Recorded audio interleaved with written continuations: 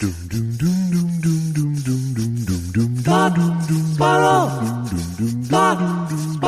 2 Jews, 2 mics, 2 hours, starting now. Good afternoon. That can't be right. Good afternoon. Back to one.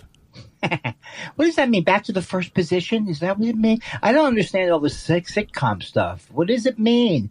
Because I had a director who once said, hilariously, each time he directed the show, let's take it from the pilot. Uh-huh. First time, big laugh. Sure. Second time, uh-oh. One of those guys. He's going to say this a lot. Strap yourselves in. It's funny, man. Okay, sorry about that. What am I sorry about? I've already provided 50% of the verb and the vim and the vigor of the show. No, you had no vigor. I was all the vigor. You were just the vim. How about the vig?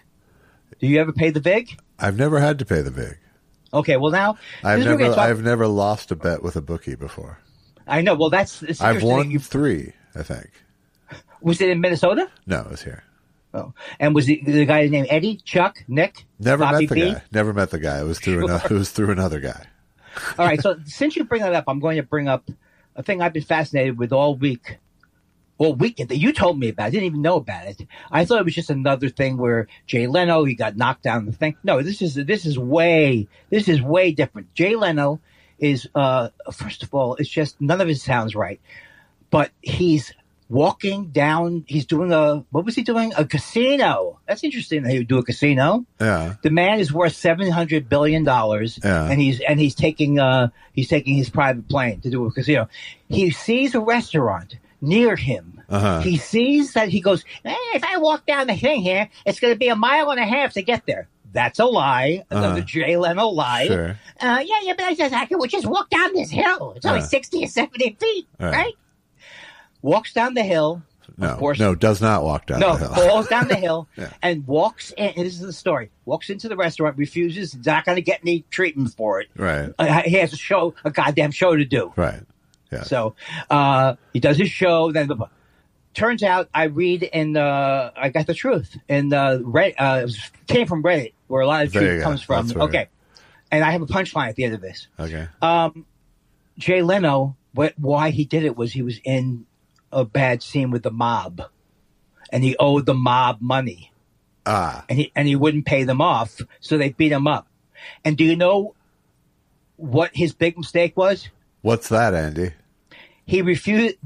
They demanded his Tonight Show money, and he refused to touch it. Uh-huh. Okay, good. All right. I saw a lot of people already get the Tonight Show money. It's a standard go-to with Leno bashing. It's a standard go-to now. I'm not saying you weren't a pioneer. No, I'm grandfather. But the world has caught up with you. I'm just saying. Yeah, I'm grandfather. Yeah, but the world has caught up, and yet it's no longer a mystery anymore. Oh, of course Jay Leno fell down a hill. Right. Oh, yeah, of course he did his show. Of course he did. He didn't seek treatment. What's true about Jay Leno? If he ever, I hope he doesn't get involved with anything where he kills somebody, which he wouldn't. He's a nice fella, and his wife and him have given hundreds of millions of dollars to charity. But if he ever was in trouble, he's a liar. He will never, I was taught when I did my jury duty, if someone says one thing wrong, they lie about it. You can sometimes not trust anything they say. Can you imagine Jay Leno? Yes, I walked down the hill, and I fell down the hill. Unbelievable. I don't know whether he's taking him to court, but still. Do you genuinely think it's a lie that he fell down a hill? I would no. I think he fell down the hill. What's a lie is that it would have been 1.5 mile walk, which God forbid the 74-year-old man should get a little goddamn exercise. The guy is like, I just eat hamburgers. He doesn't do anything. I eat hamburgers. How's he? It's like 74. I had to have the chicken parmesan. There's chicken parmesan over there. Chicken parmesan. He fell down the hill. Yeah, there's a restaurant. No, I believe he fell down the hill. Everything else is a lie. Okay. It's not 1.5 miles to get there. If he got help, I'm sure he got some help before the show. Didn't look like it was 60 feet either down the hill. Oh, you saw the hill? Oh, yeah. What does People are it's a smaller hill than 60 feet. Hey, if the small hill won't come to Leno, then Leno has to come to the small hill. Like it wasn't that intimidating a hill, which is why he thought he could walk down it. I'm not as my father has pointed out, I'm not the brightest man in the world, right? But I've almost made that mistake but it's like crossing in shrubbery on a level field to get somewhere. But to you, the equivalent to a hill to Leno is a curb to you. Well, that's not as funny as you think, because I horribly fell down and almost. Well, you didn't hurt yourself. You didn't hurt yourself worse than Leno, and we're laughing at him. So you're in. I would like to. No, I think it's a good. I've already submitted the footage of my fall to America's Funniest People or videos or whatever's currently up and running. You should know what's up and running. I should know. It's the America's Funniest Videos. Uh-huh. Is there somebody else on the show with them? Forget it. I'm sorry. I was going to ask questions. I don't even care who hosts the show. Let me guess. It's Joe Rogan hosts the show? No. Not even Fred Rogan. Oh, is it that? It's that game show guy who's so smug, right? No, it's Alfonso Ribeiro. Oh, not him. But who did that thing for years? The Tom Bergeron. I did not like that Tom Bergeron. There's something about him where I've never met him, don't know anything about him, never had a conversation with him. But I don't like the way he walks around. I did a show with him once where he was walking around like a big shot. No. Yes, he should have been. It was the Acme Comedy Company on La Brea, and he was the surprise guest. Yes, he should have been, walking around. That's right, it's Tom Bergeron. That's exactly what you got. Do you remember Chris? Who did the show too? Chris somebody? I don't remember. It was like a talk. You know how many talk shows there have been in clubs? You've been through this thing before, right? We're going to put a talk show on in the club. Right. And then it's going to go right to network. It's a backdoor pilot. Way out the back door. Well, tell me technically what a backdoor pilot means. Backdoor pilot is like when you guest star somebody in a series and then spin them off into their own series. Which was true about either Green Acres or Mary Tyler Moore. Well, it was true about something.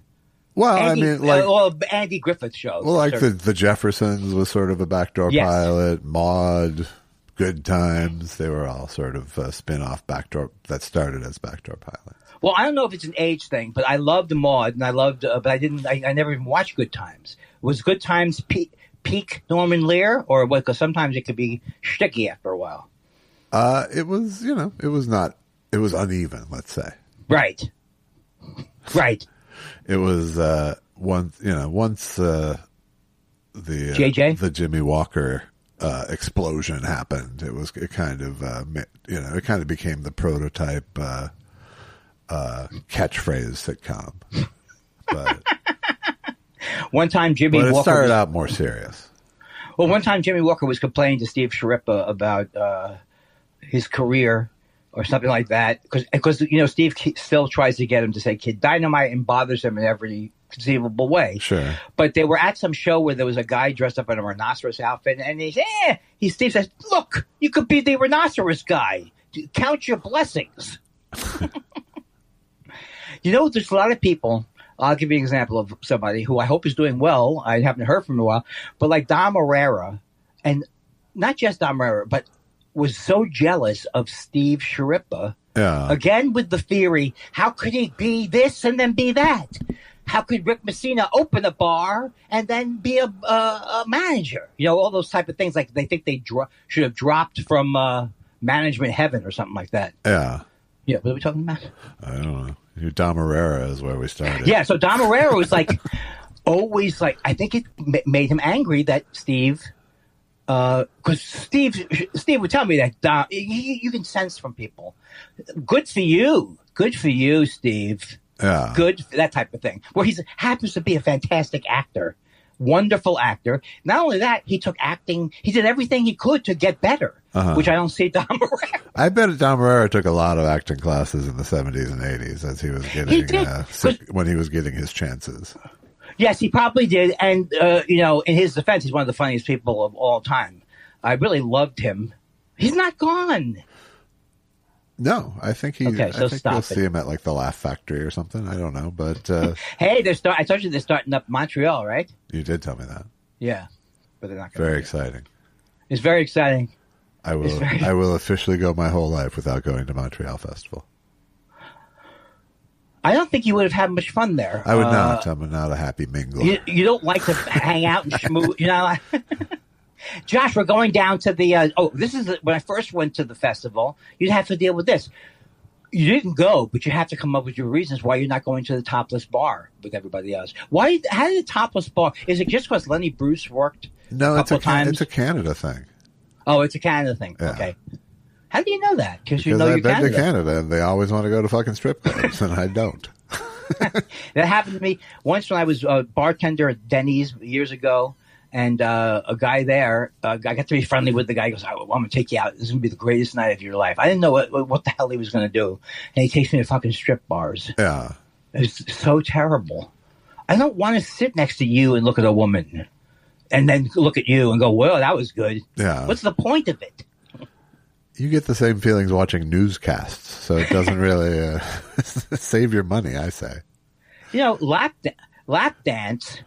I don't need a lap dance. First of all, that would be too much pressure. It degrades us all. It degrades us all. And when you first think about it, you think, nice tradition, a good thing to do. But then if you peer under the surface. No, that was my ultimate takeaway is this degrades us all. It's even hard to watch in The Sopranos, even though that's where it should belong. Yeah. That club does seem like a club. Those people were treated horribly. Yeah. But the thing you don't want to do is then to say sex work is bad, because you don't want the sex workers. They need to be not necessarily unionized, but they need to be protected and respected. Yeah. Okay. You don't think people? I'm not getting an argument with you about sex workers. This is just like random virtue signaling to me. I think. No, it's not random virtue signaling. I actually believe, and I don't believe I don't believe. It's hard to say prostitution should be legalized because I don't want to legalize. That I disagree with you. I don't have any problem with the profession for it. Like always, you don't like my approach. No, exactly. That was it. That was it. End of story. You don't like sometimes you don't like the messenger. He doesn't have a message, really. And I'm happy to shoot him. Right. And if the messenger comes by, if Paul Revere rode up and said, I can't remember why I rode here. Does anybody know why I'm here? Something with the British? Yes! How close was that to the truth? I mean, that's like, as a kid, get away. They're coming. They're coming. The English are coming. What are you supposed to do? The British. Let's at least get this. Why don't you call them English? Quote, okay, right? British. The British are coming. Because they armed their own turrets? What? Turrets. Huh? What? Well, what did they do? Did they did they try to block the British with tea? I'm not sure how the whole thing happened. He was alerting the actual, Minutemen that there is an actual invasion occurring. You know who he didn't inform? The Raiders. Uh-huh. Or the Cherokee people. I'm telling you, that song, I know I've talked about it many times, but that 70s parody song of Paul Feig is just having not been. It's more your generation, right? I don't know what you're talking about, first of all. The parody song. He used to do a whole thing about the 70s and Billy. I never saw Paul stand up, really. That's amazing. No, it's not amazing. You came here after he did stand up. Yeah. So how would you have seen him? But he used to do this whole thing about Cherokee people. Those they were so proud to live, but they were also happy to die. And then I think it was all these songs was Billy and from your generation? Billy. The night Chicago died. Are you talking about Billy Don't Be a Hero? I don't know. But the night Chicago died, was that from your generation? None of this is from my generation. I mean, it happened when I was alive, but it wasn't from my generation. I just realized why. Paul Feig is younger than me by a couple of years, 5 years maybe. Yeah. So he's but older still, than me by about 7 or 8. By about 30 years. Yeah. As always. How do you manage to dodge so many bullets? Culturally? Yeah, I mean, just in general. I mean, you're like the Teflon comedian. You think? Yeah. First of all, how so? How so? Wasn't Teflon bad? Like if you ate off of Teflon. Now they're finding out, hey, anybody have black not wrenches, black spatulas? They're made from garbage, from electronic waste. Throw them out. Oh, I've been using my nice black spatula for 35 years now. You're dead. Have you heard that one? I just did, yeah. They couldn't figure it. I think I have one black plastic spatula. Well, it's a black plastic. What's that song? It's a black plastic spatula. Are you thinking of Black Plastic Spatula? She was a bump. She was a bump up a woman, something like that. Something like that. But was that Black Magic Woman you were trying to go for? No. But here's the thing. Here's how I imagine it happened. Guys, where are we now? Are we on spatulas? We're Where at are the we? Black Spatula Okay, Factory. Right. Look, fellas, I have some surprising news. Remember how we made a lot of our implements from electronic garbage? There seems to be a problem. People are complaining about it now. We made the black plastic spatula so we wouldn't damage the poisonous Teflon. Don't you think there must have been a certain point in history where, honey, are you going to give me my soup in the lead thing again? I was so tasty. I mean, there had to be a time here where they had no idea. There it was, yeah. Like, although I guess till now, actually, we're just discovering black plastic spatula problems. It was a black. Come on, what's that song? She was a black spatula. Black Magic Woman is what you're trying to do. Oh, that's it. That's it. You said it earlier, but I was so self-involved. I know. It was. Is that Santana? No. Yes, it is. In fact. Oh, because some people used to sing a black magic marker during the 80s when that was popular. When Fruit Loops, Still funny. Fruit Loops, one of the 5 food groups, Tim O'Rourke. Yes, I know. The late Tim O'Rourke. Very sad. What was I said about? He's a very nice guy. How many song parody people how many people play guitar did you see? I never even saw Jazz Kaner that much, but there were a lot of I never saw people. Jazz Kaner either. It was Mark V. McCullum. Sure. I never worked with him, but I think I probably worked with maybe 5 guitar acts over the years. Yeah, it's always disturbing, especially none of them good. I mean, all of them super hacky. Well, yeah, because I mean, like Tim O'Rourke wasn't a guitar act; he closed with that thing. He closed with this thing. That's right. He did it. And closed with it. But you know why? I'm on a one-nighter of Yoder gigs, and I can't get a Flight of the Conchords level group to open. It's so amazing to me, though, Josh, how horrible stand-up was, and how if nobody doomed it, it would have been the comics like Denny Johnston, who would do a 45-minute set, kill, come back next year, do a 45-minute set, and then eventually people go, he's doing the same act every year. Right. Because he wasn't a lot of those guys were using it for cocaine, which I understand, but they weren't using it to generate new material, and they were so involved in killing. Like that John Fox guy. Yeah. They wouldn't. Well, there was like a generation of guys who kind of got grandfathered in, where they kind of locked in a week every year at these clubs just because of the history they had. Yeah. And they did come in and kill, but like you said, they came in with the exact same act every fucking year. I bet they didn't kill towards the end of the 80s. Well, they either didn't kill or they didn't sell tickets, Right. Oh, that's right. Because, hey, you know what? They shouldn't have to sell tickets. People are coming to the laugh bucket. They're not coming to see Smokey. Right. They're coming to the laugh bucket, and they know that each week we will provide them with. That's really the difference now, though. With is that there's a lot of people who can sell tickets because they have their own audiences. Yeah. Oh no, there's no question about it. No question about it. Way more than back in the day. Yes, and. Also, I mean, for a lot of good reasons, like a lot of like just the idea, like in the old days, they go, who's playing at the club? And they go, just come down. It's comedy. You like comedy, right? So in those days, we really. By the way, that's every one of the crowds I've ever played. I don't think I've ever filled a room with mostly my people.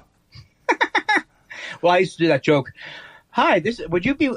Thank you for winning our Answer the Phone contest. Would you be willing to bring you and 30 people who know less about comedy than you to the club tonight? And it always, it's like, unless you're hiring, did you ever do those gigs at the Improv where there would be high school proms and stuff like that? No, but I've done those kind of. There is this type of thing where comedy is used to, not at our high level, but at lower levels, just used to be a little amusement. Yeah.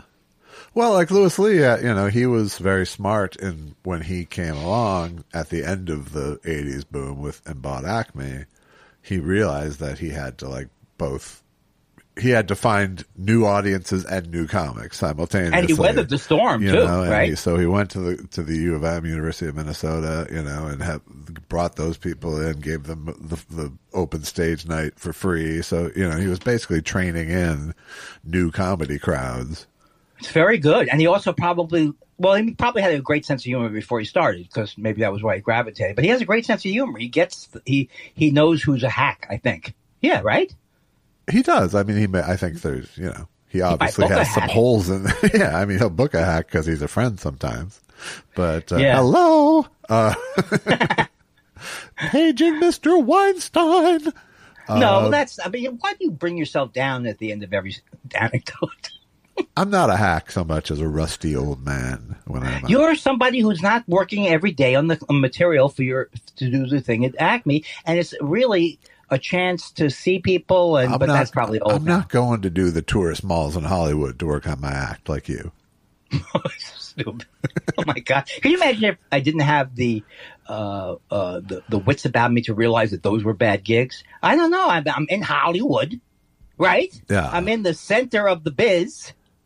There's like a lot. There's like this whole just massive. Sorry about that. Group of comics who are like.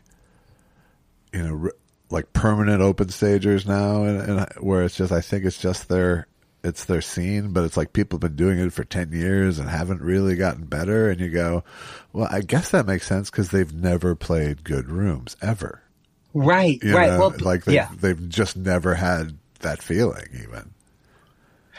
Well, a lot of people who want to be comedians, they could even be funny people, but they stay in the part of, could I do this? Would this be something? And then you're never going to, that's not going to do it. Yeah. And if you're starting in a time where everybody, if you could say, how you doing? You could make $50,000 a year. I just think that there's just way more hobbyists in general. I don't know if they would admit to themselves that they're hobbyists. I don't think anybody would admit to themselves. It's good to see you. I would love working with you whenever I come to Austin because you're a hobbyist. Right.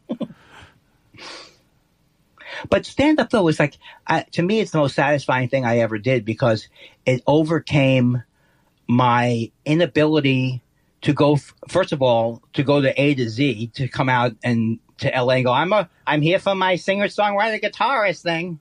And so it was like impossible, and plus I got sick of it. But the idea that you could like work your way up the ranks, at least at that time, I think even today, it's egalitarian. It's hard to get your music band on to do an open mic, but you can do an open mic. No problem. Yeah, no, I do think, I still think that comedy is probably the most meritocratic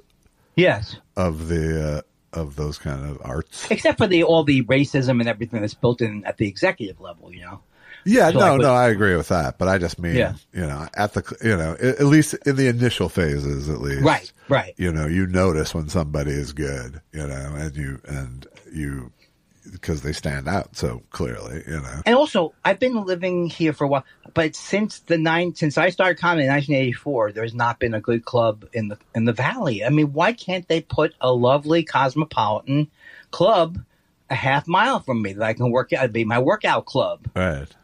What happened to that place on Lancashire? Wasn't there a place like on Lancashire? It's still there. Comedy Chateau, I believe.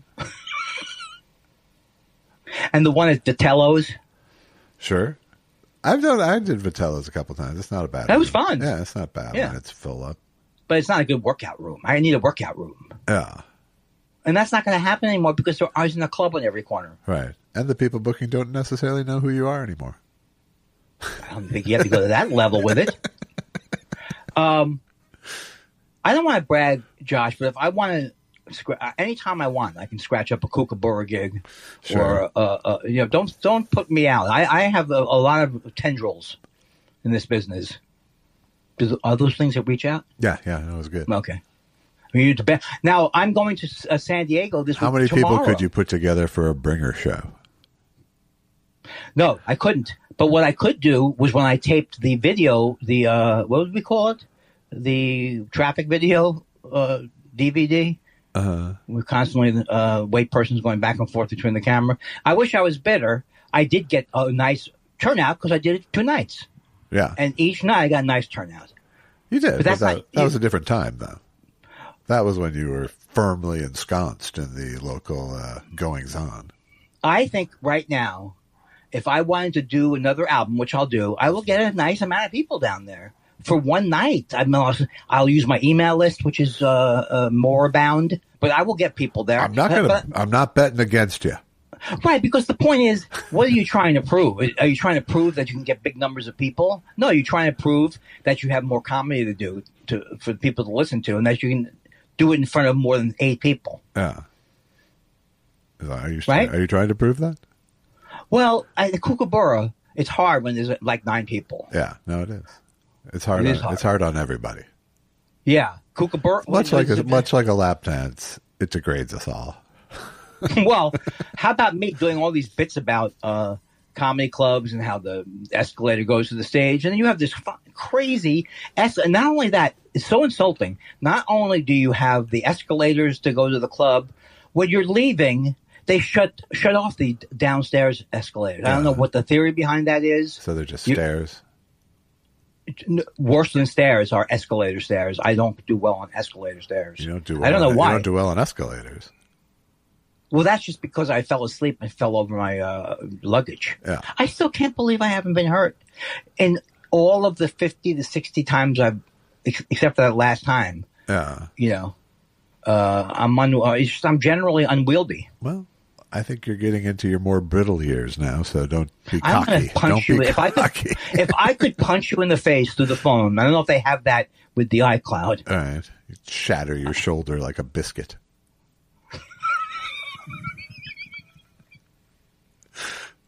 Osteoporosis? I don't think so. So I'm going to San Diego tomorrow. Yeah. For the holiday, which I know I was a last minute thing, but it's always a really was. I don't know why you do this to me. Yeah, I know it's very. It's very. Well, I think the days of the when are we going to get the second session in? Those days we don't have lots of time. I couldn't do it today, for example. I couldn't do it Sunday. I'm just coming up with reasons why this is a shorter show with no questions. That's it. I assumed that you would put questions on last night. Oh, did you? Do you have any emails, though? The email sticking out there emails. I got nothing. That's how you're on the hook. It's all you, friend. Aren't you glad, though, that there'll be less smacking to eliminate this week? Yeah, there's an hour less smacking. And what are you doing? Are you having people over like you always do? I am, yes. And are they going to be... Why were they taking the food to go? Oh, because of COVID. It was COVID. Yeah, okay. But you're going to have people and you were among them, too. I was among them. And take out Thanksgiving. It was very gregarious of me. It was really very generous of me. Very generous. Do you like Manhattan clam chowder? Because Susan said the next time I make it, it's so delicious I should make some for you. Or you're not a soup guy? I'm not a big soup guy. See, you have to be a soup person to love it. Yeah. You know? I could eat soup. I appreciate the thought, however. Well, I'm glad I didn't go through the whole thing, the rigmarole. But maybe Allison would like it. Maybe. I think she might be afraid of it just because of her shellfish things. Like, she can eat oysters. Oh, yeah, that's right. That's right. But, yeah. That's the only one she feels like safe with. But it's to me, it's like Susan's father. I'd never met Susan's father, but Susan's father used to say, you could tell a restaurant by its soup, which is kind of true sometimes. Yeah. But it's not popular like I thought it would be. Ask us about our soup. It's just, I thought everybody would be, how about the soup? I could live on chicken in the pot, much to the chagrin of my wife. I could live on that. I guess I get sick of it after that. But I love soup. It's, to me, it's like, and I hated soup as a kid. Because we had terrible soup. Campbell's. Did you have Campbell's when you were a kid? And did you eat that? And your parents didn't provide fresh food? We had both. We had both canned and fresh soup. But my mom would use those like, cellophane soup bone things where there were all the ingredients for the soup in this cellophane tube. Same thing, right. But how do you get the meat stock in there? Right. She'd chop up some meat. But I've tried it many times. It's not as good as fresh cutting. But maybe your mom knew how to do it. What do you mean? I've tried those soups, and they're so dry. They provide everything to you, but then you have to use You're supposed to add liquid, though, to those. Right. You're supposed to, or beef. I mean, where do you get I've been making chicken soup. Who wants all the rest of the stuff except for the chicken soup? and then you throw chicken bouillon in there. I'm just saying it's a no-go for me, baby. But I don't know. It must be something that, I don't like. Do you have problems with consistency? So I do have problems with consistencies of food. Like, I hate the coconut consistency. But in general, I think people don't like soups because of that. But I don't have big texture problems. There's certain like if you go Japanese, there's some of those sort of more glass noodles, jelly kind of textures that I'm not a fan of. But. Okay, but how about when you were in Hong Kong? I know it's not Japanese, but all the food was great there, right? Virtually everything I ate, I enjoyed there. Yeah. Man, there's just nothing like that out here. And I can see Louis Lee. I go, we don't order from Bamboo. We don't have any place that we like. I can see Louis Lee going, this town does not have good Chinese food. And neither does New York, right? Isn't that what he says? New York doesn't have great Chinese food. It has some, but it's not like... I mean, China. There's Jewish Chinese food and there's Chinese food. That's true. The Jewish Chinese food is for Christmas Eve. Right, exactly. In that one movie I've seen 30 times. But, no, there's great Chinese food here in L.A., but it's out, east of Pasadena. Oh, in that area, right? It's out east of Pasadena, I said. Where's the dim? That's the dim sum area, right? I can't think of the name of those towns. Valley, I think. Yes.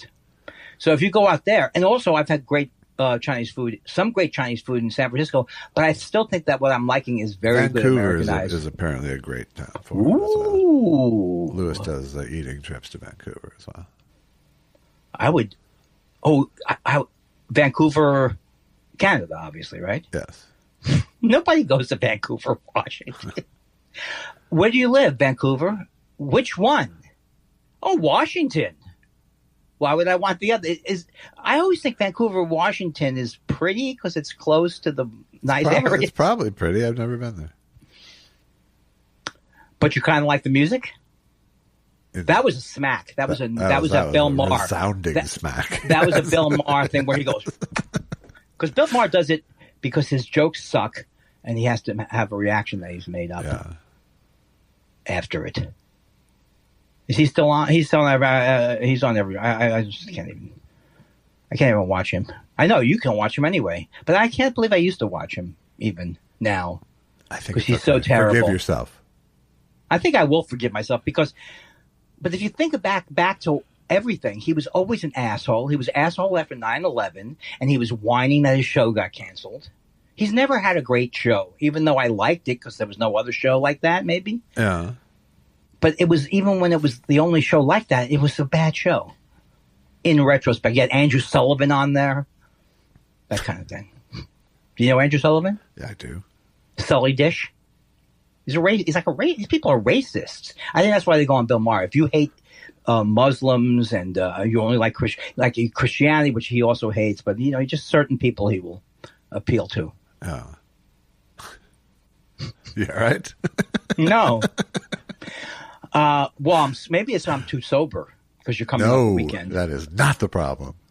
I can't believe it. I've started, I started, it's 3.5 and 3.5 now, right? Did I tell you that?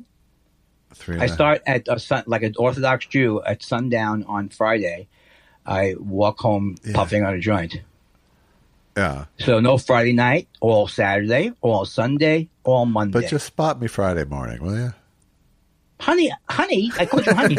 I'm not smoking it. You did last week.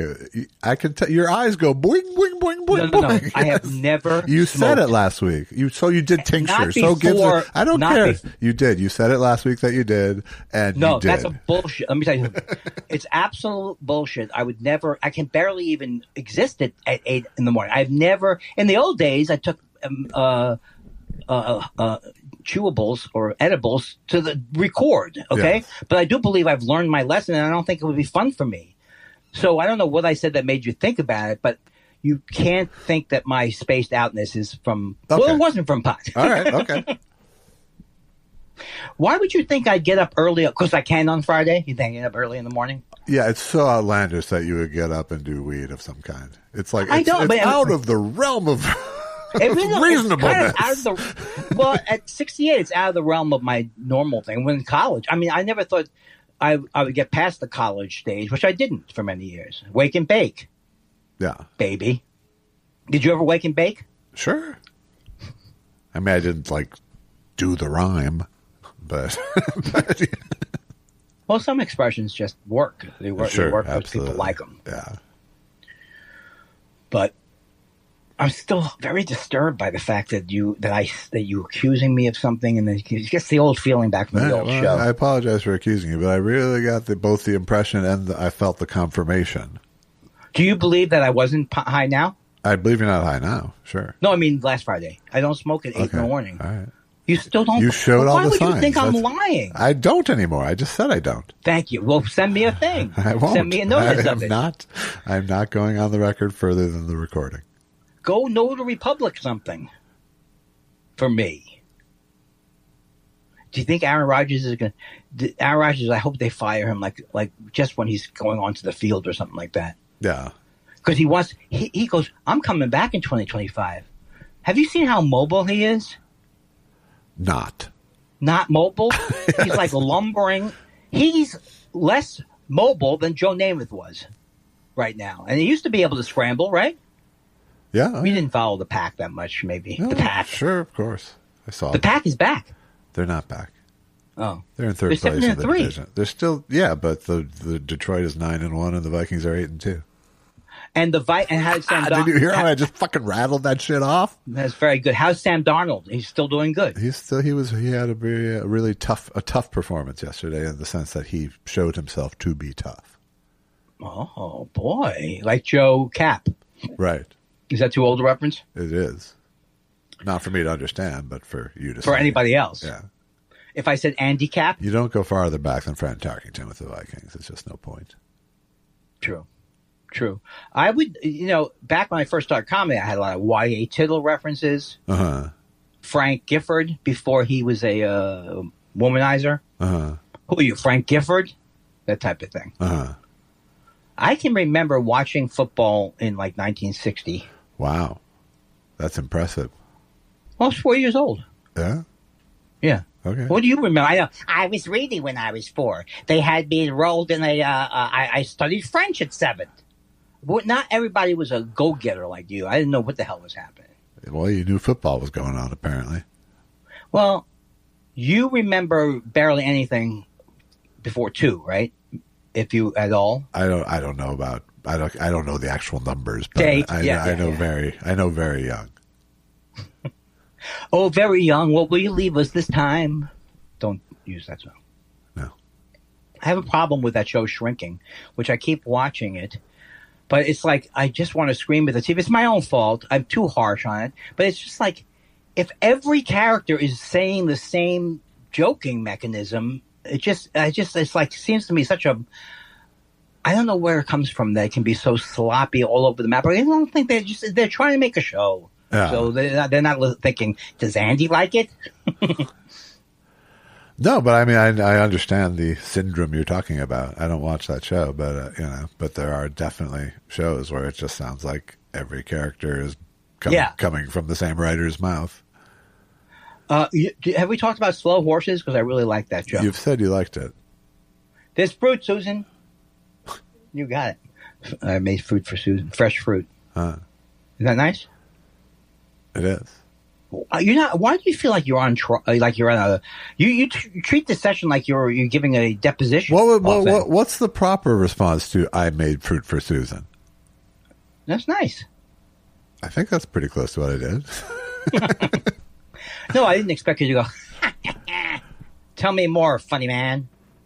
Tell me more. So you're going to San Diego.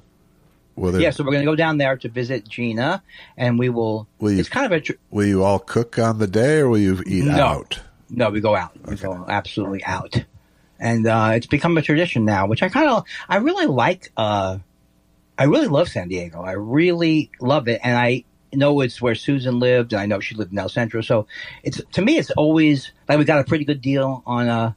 I thought the hotels would be extremely expensive, but she says that's not true. It's just in the summer. People don't travel as much for Thanksgiving to a hotel, although I'm sure there are. So I got a nice deal on a room. We're going to be there for 4 days, and I'm going to try to have fun. Good. Enjoy myself. Yeah. What's one thing on your fun agenda? It's always dining. It's always to do with dining. where we're going to eat. And I'm more focused on it down there because they have better Mexican food than here. So there's so many different, and you feel like since I don't go out 40 weeks in the row anymore, I like going to a hotel. I'm looking forward to going to a hotel where you can set it up for a couple of days. And I like hotel living. I don't anymore. But did you ever? I kind of, when I was a kid, I liked it, but now I get very caged animal very quickly. Yeah, I've noticed that. I've noticed that when you were in Minnesota. Yeah, you don't like it. I don't. But then we're not touring like Led Zeppelin was touring. We're not touring. It's like there's nothing exciting. But I still loved every time I go on the road. I loved everything. I loved the socialization with the bar stuff. I just loved everything about it. It was like a fun time. Of course, I was 28 or 30 and 31, and trying to get laid, all that stuff. I'm just glad you put the word "trying" in there, as opposed to I did not score. Yeah, ever. I know you were a flip guy. It's not a sexy act. I'll be honest with you. It's terrible. It's terrible. Oh, Andy used to sleep with everybody on the road. Oh, that's great. Well, how come? Funny act, sure. Sexy, no. Well, also, like Led Zeppelin, those groups are not getting away with it anymore. I mean, they could not pull some of the stuff they pulled just on a misogyny level. No, they couldn't, but they still can probably do plenty of wrong things. Not Led Zeppelin so much, but yeah, it's like I'm wondering. Every generation has people willing to debase themselves. I'm still not able to get into any heavy metal music that I've heard. I don't know Primus. I've heard a little bit of Tool because I like Maynard, but I just don't. But Tool's different than most. You don't know anything about heavy metal. Why am I asking you? I don't know, but go on. You don't. It's fun to hear you talk it. Yeah. Well, it's just one of these things. Like I've always, since I've been an adult, there's always been the cock rock singers and the big long hair, and it and I guess it came from the 60s, the long hair, but then by the 85 or 86, why do you all have long hair and why do you all sing high? There's got to be some variety added to it. Well, there's a reason why hair metal died out. They call it hair metal? I like that. What's the difference between that and glam rock? Well, glam rock's more like glam rock. I like to believe glam rock had more substance to it. Yeah, or the New York Dolls. Yeah, both. I always like that. Can you refer to things? Refer to four things. I know about the New York Dolls. I didn't even like punk that much, except for like the Ramones and stuff like that. But I like the idea of punk, which they were saying like, "Go fuck yourself." Yeah, I was much more into the punk aesthetic than the music. Yeah. But like, because I've just never been angry, really. I've never been. I've never been default to angry. Yeah, or want to fight somebody, or that's not us. No, you're more angry. You're more angry than me.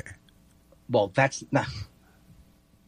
I just mean you do. I mean, you have had times. I'm not saying now. I'm angry. You've had times in your life where you did default to anger. Is my point. Absolutely. Yes. Last week. So no, I'm not trying to deny my anger issues, but what were we just talking about? Punk music, being angry, and you got all cranky about it. But the thing is, I hate like then you say.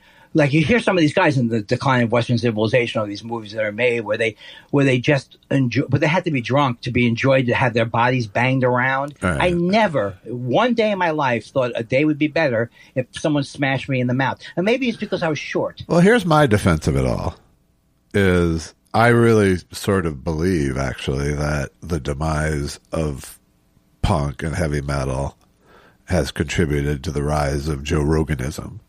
It's interesting. Why tell me more about because that. I just believe that without that white guy off-gassing opportunity, like heavy metal. You say off-gassing? Yes. Without that sort of rage off-gassing opportunity that white men used to have. And I'm saying white men because that's the problem. Oh, it is a problem. It is a problem. No question about it. And hip hop, the young kids who are into hip hop get that. But if you aren't into hip hop, that band, that communal sort of rage, headbanging, just energy release thing, yes, is getting channeled to other places now. Politics? Well, no, not politics, but bro world comedy and the politics and subculture that come with it. I guess. And when I say subculture, I mean beneath culture as opposed to a smaller subset of culture. Well, that's the thing that always you can knock me over with a feather. I never thought I was under the wrong assumption that we would get past people like Trump, that we would get past horrible hack comics like Rogan making big dollars. I mean, there were always hacks, but they didn't. Well, I guess they've always done well. Hacks have always done well in every format. But I'm very, very much on the side of my therapist, who doesn't usually give her opinion, but she was like, I was talking about because I had talked to Zach last week, and then Zach he called me and we were talking. Galifianakis. Zach Galifianakis, and he says, he thinks that these big celebrity endorsements don't do anything. He said he was called by the DNC to have people stay in line to vote, and it doesn't do anything. I don't agree. I don't think it's one way or the other. You want people who are celebrities backing you. Those people are not going to vote for you anyway. The people who hate celebrities or whatever. Yeah. So it's just my therapist was saying, which I agree with, is the blame game is just ridiculous. It's like you blame the it's like you can blame the population of Germany, but also they were taken over by fascism. So it's like you're blaming the victim because you don't think they ran a very good campaign. That had nothing to. I'm not saying ultimately it's not anyone's fault other than we have a fucked up country, or a largely fucked up country. It wasn't tricks of the numbers. It wasn't like if she had done better in this state, or it was really just like, and it was close, and that's good because that means there's a chance of getting those people back. Yeah. But I still believe that it's like Trump is the biggest problem we face, but it's it's all one problem, which is that we have a country that will hold this guy up. Yeah, well, I think the thing about that we're shameless. I think that's just so true about this country now. Yeah. It's just shameless. Yes. And so maybe I'm naive because I still clearly remember where, hey, Kerry said he was for it when he was against it, which was a bullshit argument against him anyway. But this whole thing where they could hold your feet to the fire for lying, it's over. It is. The people like the. I wanted to tell you this. I was watching the. But that's part of degrading everyone's faith in the system too. Is it's just if you're like if everybody lies, you can pick the lie you want to hear. And I was watching this. I was looking at something about type 2 diabetes. I have type 2 diabetes. I have it. Oh yeah. He's got it. Because I was trying to figure out. I got my latest test back, and I'm a 6.5. And I'm still exercising everything. So my question is basically, maybe it's never going to go below 6.5. Maybe I have it reasonably controlled. So I was trying to find out about that online, and I see this guy. All of a sudden, you click on a thing where it says cure diabetes, right? And it's going to be bullshit. But I can't explain to you how horrible. Like, I consider myself a bright person, even though my father didn't. I consider myself a bright person. But if I didn't have facts, I could have been swept into this thing, because what he's saying is it has nothing to do with sugar. All right. That's not what it's about. It's about insulin piling, right? Some kind of thing. And he goes further. Don't take metformin. That's what Big Pharma wants you to do. So now this whole thing is like, I guess I shouldn't be surprised, because this is where the lowest form of human beings are in the pop-up things and the, 6 meals you shouldn't miss before you hit yourself in the face. Right. So I shouldn't be surprised. But I was surprised at, it's almost like Russell Brand, this idea where people talk fast, and it happens with fake science too. They talk fast, they know words. So you go, well, he's a doctor. So it's like, well, I mean, RFK is one of the best at it. Well, that's the other part of this, is that I haven't been watching news. I haven't watched anything, but nobody can tell me this isn't the worst thing that's ever happened in our country. It's clearly the worst thing that's ever happened in my lifetime. Even when Reagan had Secretary Watt was in the interior and he didn't care. There's nothing like this. Nothing like this now. I hope we survive it, and I have a good feeling. But I don't have a good feeling also on the other side of it. Yeah, I both have it's like I had that Germany in the 30s feeling. Imagine if you were not living in Germany. Imagine if you were living in Germany in the 30s and you didn't see it coming. Yeah. That's maybe that's just my Jewish epigenetics. No, I mean, there's certainly never been a closer analogy to that.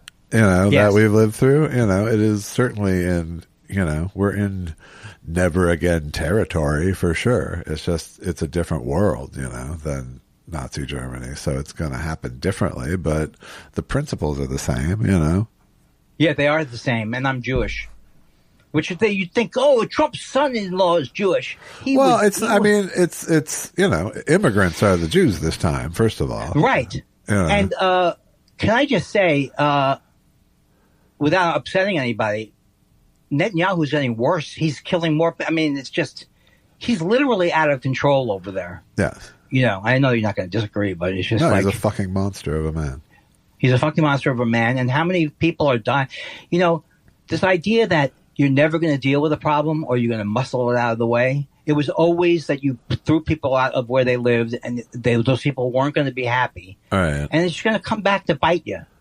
Now people could say it didn't come back to us. We destroyed the Native Americans and we destroyed black people, but it didn't. It hasn't worked. It's like an original sin type of thing with us. We've never gotten over the fact that we were slave people, that we loved slavery, pro-slavery. Right. Yeah, I mean it's a different situation just because of the way it came into existence, but it's still again, we recognize the shape of things, much like with fascism, Yeah. And I mean, there's so many great things about it is true that you watch TV shows and you watch regular shows and all kinds of people which was not true when we were kids. It was all white people or practically, and if somebody wasn't white in TV, you'd notice it. Yes. And there wasn't any women. I mean, things are progressing in some ways, and then so I guess the idea of the more change, la plèbe de même chose, la plèbe de même chose la vie. The more things change, the more I didn't say it right. But it is true that part of it is me surrendering to letting go of my naivete or letting go of my thing of I'm never going to have to deal with something like that. That's just the benefit of living in the most powerful country in the world, that you don't get bombed. Yeah. And I'm not saying we're going to get bombed. I'm just saying I always felt like that was a thing in the past. They showed it to me at Temple. It's like it was. I bought into. We have over. I was a kid, but I bought into maybe things are going to get better on a global level. When Obama would argue that things are better, as much as we complain that things are, well, he didn't say it recently, but 10 years ago. There's lots of trend lines you can follow upward, but there's lots of ones going down too, I do think that the fact that you don't know what I didn't look when I watched CBS or whenever I was a kid, I knew they had their own point of view, but I didn't know they were just going to whole cloth make up stuff. Well, I mean, one of the problems we have right now is that culture is so intertwined with politics right now, and yet none of it is about the substance of politics. Right. There's all these people identifying as MAGA, but it's not a position; it's just a title. It's a pose, it's a lifestyle, but it's not. It's not a political philosophy. It's a cultural pose, but it's so tied into Trump and them and us now that, it's almost like we have to depoliticize culture in order for things to go back to a more, a balance. Right. Right. I get you on that for sure.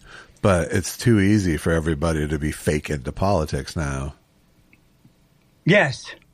And because you just retweet something or you aren't on your own, and you aren't on your own out there having to have an opinion. You can just take someone else's and adopt it whole cloth without thinking about it or examining it in any way, because that's the people around you have all done that. If you put everything in perspective, you go, hey, I tweeted this thing and it was funny. And that's all it really was at the best of the thing. It was when it was a community, right. It had more of a community feel. You could find people who were similar. You could joke around. So that need, I don't know if that need has gone away or it's, it can never be what it's going forward. Not everyone's going to be on Facebook, Right. Even though they are now. Well, people aren't on Facebook. They're elsewhere. Yeah. People are still on Facebook, obviously, but that's not what's driving the culture anymore. Yeah, that's clearly not driving. It clearly was everyone was on. Go to our Facebook page. Yeah. Go to that. Yes, clearly so many different. I'm starting to use technology, and here's what I did. I used technology to put up a clip of myself to ask for cameos, and it got decent retweets and everything. Not one cameo came out of it. Yeah. So far. But maybe people are thinking. Maybe it was too funny a video you sent. No, I have to accept that Cameo is going away, but I'm not. I don't know. Matt Gaetz is there now. I smell a resurgence. Well, they've always used it, like John Fetterman used it to his advantage when he had George Santos send the thing to Bob Menendez. Yeah, like that kind of thing is still classic. It's still classic to me when I go. I would pay $60 to have Satch from the East. I know he's dead. I would pay. Sometimes I would pay, but I wouldn't pay $400. And again, there was no Satch. Satch Sanders was a Boston Celtic. Well, when I see Jeremy Piven, $3.99, those guys like $3.99, and if you look at their reviews, especially Piven, because he's such a terrible person, he gets 4 stars. Yeah. He just must be horrible at it. But it's just a money grab. So it's 4 out of what? $3.99, $400? No, 4 stars out of how many? 5. Ah, okay. That means there's a lot of dissension. Does it? Yeah, because people because they're still like, Jeremy Piven sent me something. He's a big celebrity. But even under those circumstances, 20% of the people said this is the worst thing. It was too expensive, and I hated it. Yeah. Gone are the days of the guy from Seinfeld making $1 million. Yeah. On Cameo. I just have to come up with my new way of not leaving town to make money, and I may not have to give up on that. I have to make money at some point, like on the road or something. Yeah, that's a great story. I bring in. I think I make everybody feel like they're part. Are you taking your pension yet? What's that? Are you taking your pension yet? You know that I take all my pensions. Yeah. Okay. Oh, because at 60, you know that. Why should he know what you're doing? At 66 and 66 years and something months is when you should get your thing, because if people wait to 70, it's ridiculous if you work it out on a month-to-month basis. So other retirees out there, you'll get even contacted from Social Security, and they'll go, I think it's time. But now, I wasn't talking about Social Security. I was talking about your pension, your SAG pension. Yeah, SAG and AFTRA. Okay. Yeah, I have 2 of those come in every month. It's just so unbelievable. I can't even believe it in many ways. Yeah. I'm very proud of myself on one level, and then whenever I'm proud of myself, it seems wrong. I understand that feeling. Yeah. Don't hang up on me yet. But here's the thing. No, see, this is it. There's no, this is our only hour this week. So. Oh, you're not going to do questions without me? There's no questions. No, but on Friday. Oh yeah, I'll do. You could do it on your own session. I can do a whole lot without you. If you have these big podcasts, like a lot of these big, guest hosting tonight is right. We don't have any. We did that. We did that with Jen once. Right. Well, that was great. But I'm talking about in general when you're a big outfit, like the Daily or whatever the thing is. Sure. No. If there was actual commerce riding on this, we'd have a bench. We would. We absolutely would. I'm getting to the end of my coffee. I won't pour more coffee. By the way, I did play the entire Nice Like Me in the break last week. Oh, I told you it was too long, but you figured just do it, right? Yeah, I kept it. Part of the problem is that your part of it is very backloaded. Yes. So I didn't want to cut out your part of it. That's very nice. And the front end sets up the joke, so I just let it play. Let it play. Yes. The stuff where I'm yelling, I'm really proud of that thing because that song and the song we did, Neighbors, it was like, I never realized how influenced in a way I was by Frank Zappa and Randy Newman in terms of I could write funny things. It's just I was, when you're 18 years old and you're saying, I'm going to be a poet named Andrew Kindler. Yes. You don't see how it's going to loosen up at all. It seems all poets are Andrew Kindler. It's hard to have faith in irony as a young man, too. Are you even aware of irony as a young man? I guess you could. I think I was. Well, that's because I know what I was aware of at a young age, sarcasm. I got a lot of sarcasm. Oh, were you? Oh, no, I don't. There's a little part of me that always buys into that. Yeah. The negative thing. Yeah. I hear negative. Sure. And I think it's got to be real. That's why it's so effective. You're much less reactionary than you once were, though. Do you have anything special that you're going to cook this week or the usual? Nothing but special things that I'll cook. Are you going to durkin something? Are you going to baste it and sous vide it? My it's the goose stuffed with a pheasant and a duck with the yam and shellfish stuffing. It's the goo fuck. Well, you can't have shellfish stuffing. You stepped on my joke. Sorry. God damn it. You can't have shellfish stuffing, I was going to say. I know, because you're an asshole. That's why you said it. Let me hear the joke. I want to hear it now. Now it feels especially fueled. It's the goose stuffed with a pheasant and a duck with yam and shellfish stuffing. It's the goo fuck yourself.